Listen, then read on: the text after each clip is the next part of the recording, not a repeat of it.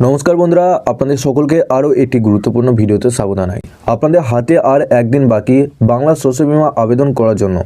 এরপর আর আবেদন করার সময় আপনারা পাবেন না। ইতিমধ্যে আপনাদের আগে যে ক্ষতিপূরণের টাকা সেটা কিন্তু আপনাদের দিয়ে দিয়েছে 12ই নভেম্বর থেকে। কিভাবে আপনারা এই বাংলা শস্য বীমা প্রকল্পের ফর্ম ফিল আপ করে আপনারা জমা করবেন এবং আপনাদের হাতে আর একটা দিন বাকি, এই ফর্মটা যদি আপনারা না ফিল আপ করেন সেক্ষেত্রে আপনাদের এবারে যে ক্ষতিপূরণের টাকা সেটা কিন্তু আপনারা পাবেন না। এই ভিডিওটির মাধ্যমে আপনাদের সমস্ত ডিটেলসে জানাবো কিভাবে ফর্ম ফিল আপ করবেন, এর সাথে আপনাদের কোথায় ফর্ম জমা করতে হবে, কী কী ডকুমেন্টস আপনাদের লাগবে। তার আগে আপনারা যদি আমাদের এই চ্যানেলে নতুন হয়ে থাকেন তো চ্যানেলটিকে অবশ্যই সাবস্ক্রাইব করে বেল নোটিফিকেশনটা অবশ্যই অল করে দিয়ে যাবেন। আমরা যখনই নতুন কিছু আপডেট দেবো আপনারা ওই নোটিফিকেশন বেলের মাধ্যমে সমস্ত আপডেট পেয়ে যাবেন।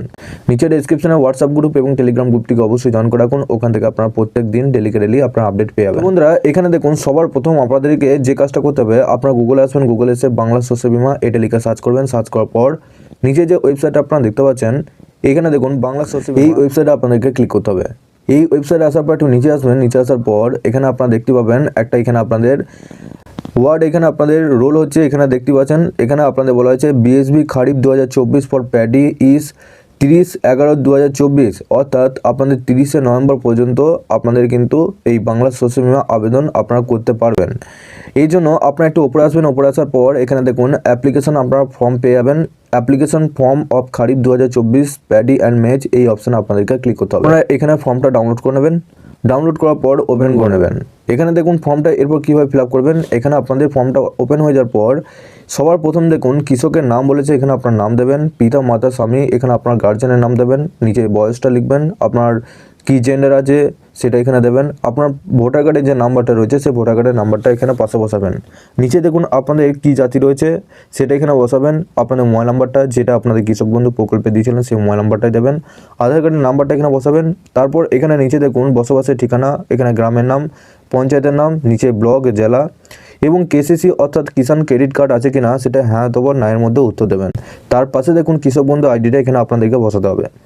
এরপর মেন যে আপনাদের ফর্মটা, এখানে আপনাদের এই যে বক্সটা আপনারা দেখতে পাচ্ছেন এই বক্সের মধ্যে আপনাদেরকে ফিল আপ করতে হবে। সবার প্রথম দেখুন ধান, তারপর এখানে দেখুন অধিসূচিত এলাকা অর্থাৎ ব্লক, সবার প্রথম ব্লকের নামটা দেবেন, আপনার নিজে ব্লকের নাম। তার পাশে দেখুন গ্রাম পঞ্চায়েত, অর্থাৎ আপনি যে গ্রাম পঞ্চায়েতে বসবাস করছেন বা যে গ্রাম পঞ্চায়েতের এলাকার মধ্যে আপনার জমিটি রয়েছে সেই গ্রাম পঞ্চায়েতটা এখানে বসাবেন। মৌজার নাম ও জেল নাম্বার এখানে বসিয়ে দেবেন, খতিয়ান নাম্বার বসাবেন, দাগ নাম্বার কত রয়েছে সেটা বসাবেন। তারপর বিমার জন্য প্রস্তাবিত এলাকার একর অর্থাৎ কত একর জমি রয়েছে আপনার, জমিটা আপনাদের নিজস্ব জমি না ভাগ চাষি জমি না ভাড়া নেওয়া চাষি জমি সেটা এখানে দিয়ে দেবেন। ফসল রোপণের সম্ভাব্য আপনাদের তারিখটা কোনটা সেটা এখানে আপনাদের বসিয়ে দেবেন। নিচে দেখুন এখানে বলা হয়েছে কৃষকের ব্যাংকের বিবরণ, অর্থাৎ এখানে আপনাদের ব্যাংকের অ্যাকাউন্টের সমস্ত ডিটেলস ফিল আপ করতে হবে। সবার প্রথম কৃষকের নাম, আপনাদের ব্যাংকের পাসবুক অনুযায়ী এখানে আপনার নামটা বসাবেন, ব্যাংকের নামটা বসাবেন, ব্রাঞ্চ কোথায়, অ্যাকাউন্ট নাম্বার বসাবেন, আইএফসি কোডটা বসাবেন, আর অ্যাকাউন্টের ধরন সেটা সেভিংস অ্যাকাউন্ট না আপনাদের জয়েন্ট অ্যাকাউন্ট সেটা এখানে আপনাদেরকে দিয়ে দেবেন। তারপর দেখুন এখানে আপনাদের কী কী ডকুমেন্টস আপনাদেরকে নিয়ে যেতে হবে। আপনাদের সবার প্রথম কেওয়াইসি নথির জন্য আপনাদের ভোটার আইডি কার্ড, আধার কার্ড যে কোনো আপনাদের দুটোই আপনাদের নিয়ে যেতে হবে। পাসবইয়ের কপি সমেত ব্যাংকের অ্যাকাউন্ট নাম্বার, অর্থাৎ আপনাদের ব্যাংকের বইয়ের আপনাদের জেরক্স লাগবে, সেই জেরক্সের নিচে অবশ্যই আপনাদের সই করে দেবেন, প্রত্যেকটা জেরক্সই আপনারা নিচে সই করে দেবেন।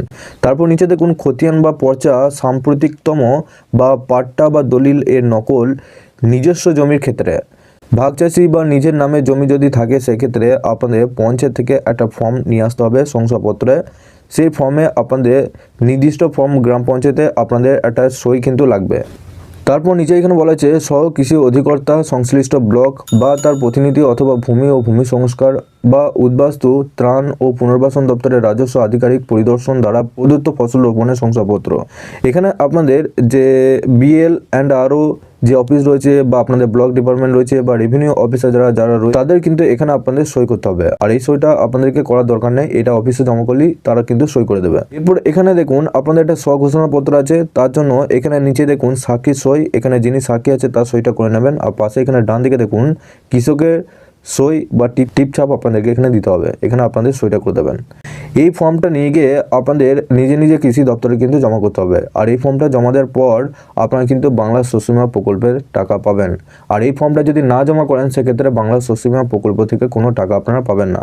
তো সবার প্রথম আপনারা এই ফর্মটা জমা করুন, হাতে আর মাত্র একটা দিন সময় আছে। এর সাথে যে ডকুমেন্টগুলো আপনাদেরকে বললাম সেই সমস্ত ডকুমেন্টগুলো জেরক্স করে নিজেদের সই করে ওখানে আপনারা জমা করুন। বাংলা সোশ্যাল মিডিয়া প্রকল্পটি নিয়ে আপনারা আরও যদি আপডেট পেতে চান, আপনারা অবশ্যই এই চ্যানেলটিকে সাবস্ক্রাইব করে বেল নোটিফিকেশনটা অবশ্যই অল করে দিয়ে যাবেন, কারণ আমরা যখনই নতুন কিছু আপডেট দেবো আপনারা ওই নোটিফিকেশন বেলের মাধ্যমে সমস্ত আপডেট পেয়ে যাবেন। নিচে ডেসক্রিপশনে হোয়াটসঅ্যাপ গ্রুপ এবং টেলিগ্রাম গ্রুপটিকে অবশ্যই জয়েন করে রাখুন। ওখান থেকে আপনারা প্রত্যেক দিন ডেলি আপনারা আপডেট পেয়ে যাবেন।